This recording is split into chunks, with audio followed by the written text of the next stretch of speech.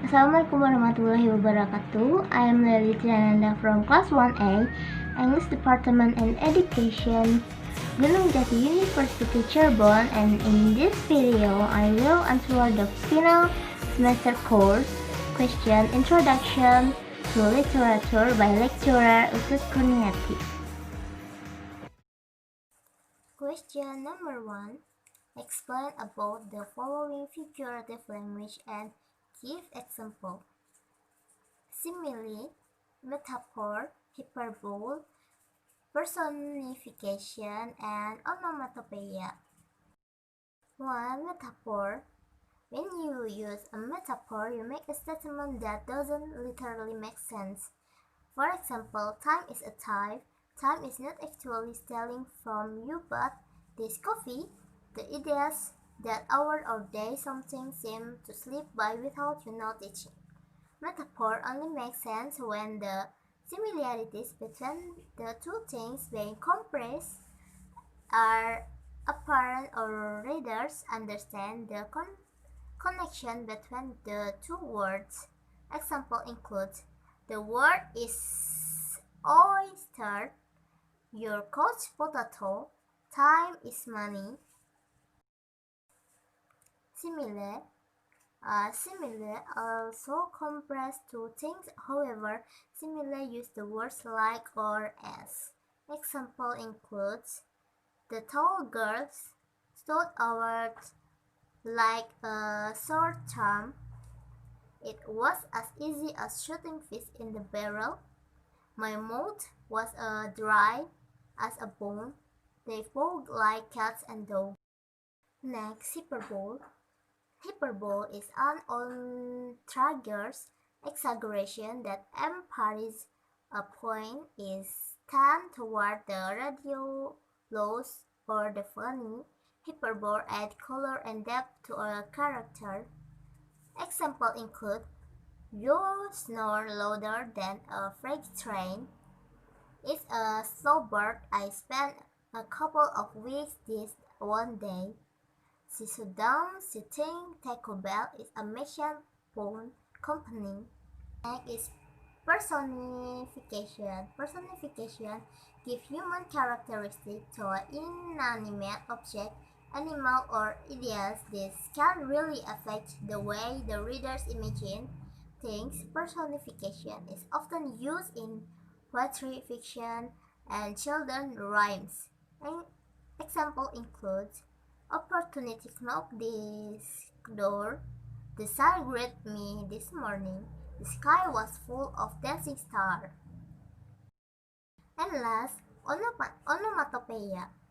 Onomatopoeia is also sound device where the words sound like their meaning or mimic sounds.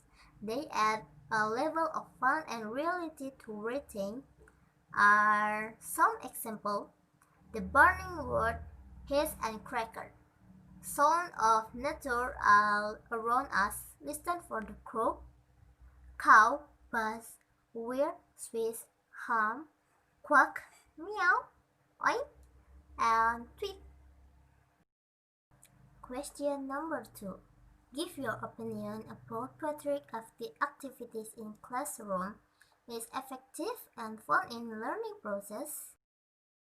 So, you have to teach poetry and it's not your favorite, or maybe you love it, but your students just don't share that same passion in their scenario. You're in a good company. For some reason, poetry is just one of those things that people tend to love or hate. There's not much middle ground. Don't worry, there are fun poetry activities can bring wits to life. Is used to that poetry. Everything I can remember about poetry from high school was boring. Over these years, I learned to appreciate it probably because as an English teacher, I've had to study it more diligently and find a way to make it applicable and relevant to students. So I've had to get creative with my poetry. Is instruction in order to find a way that I can truly be excited about teaching it. Question number 3. Explain about the element of short story. Below are the elements of short story, and each is discussed thoroughly to widen your understanding and help you become a better short story writer. 1. Setting is the time and place which the story revolves. The time of the story tell when did the story took place. Meanwhile, the place of the story is geographical location of where the story happened. Other author include the weather condition, social condition, and mood or atmosphere of the story. This sub-element can make the reader engage more of the story. 2. Plot. This is the narrative sequence on how the author arranged his or her ideas. This is a planned, logical series of events that has its own beginning, middle, and end. 3. Conflict. This is a vital element of a short story. Without the presence of the conflict, there will be no plot. It is not merely or a form of agreement between two characters, but rather is a form of opposition that face and the main character. And for character, it is either the person is in a work for fiction or it is solely the characteristic of a person. Character remind themselves that they should be consistent and motivate. There are characters that are individual developing and statistic. And next, point of view. When you read a story, a point of view must be nailed to the angle from which the story is narrated.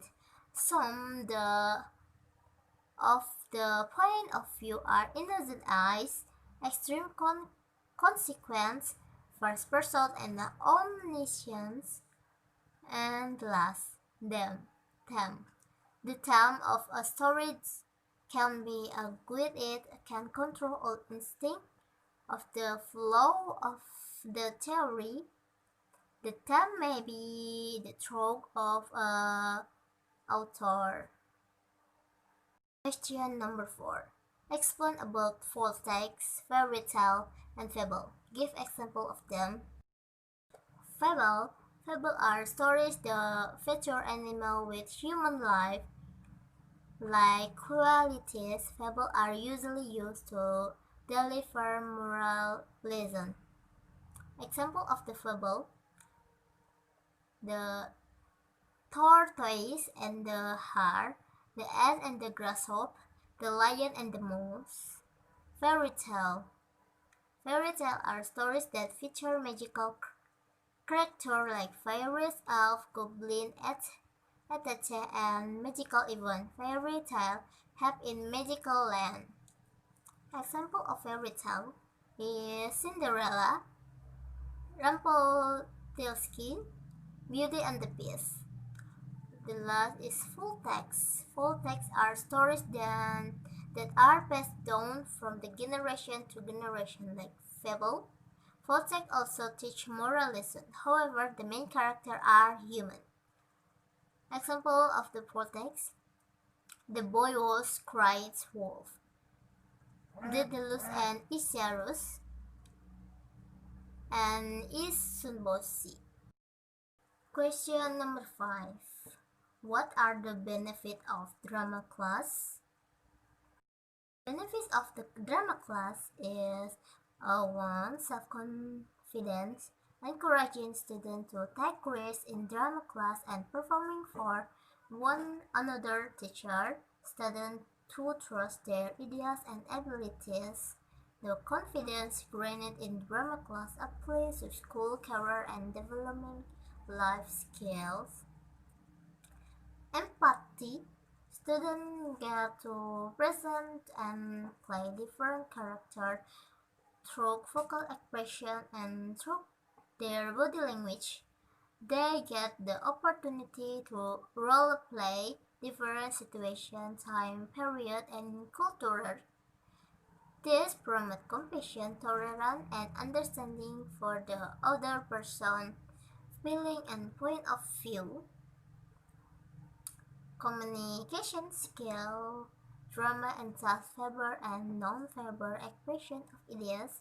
This improve voice projection, articulation of word, influential with language, and persuasive speech.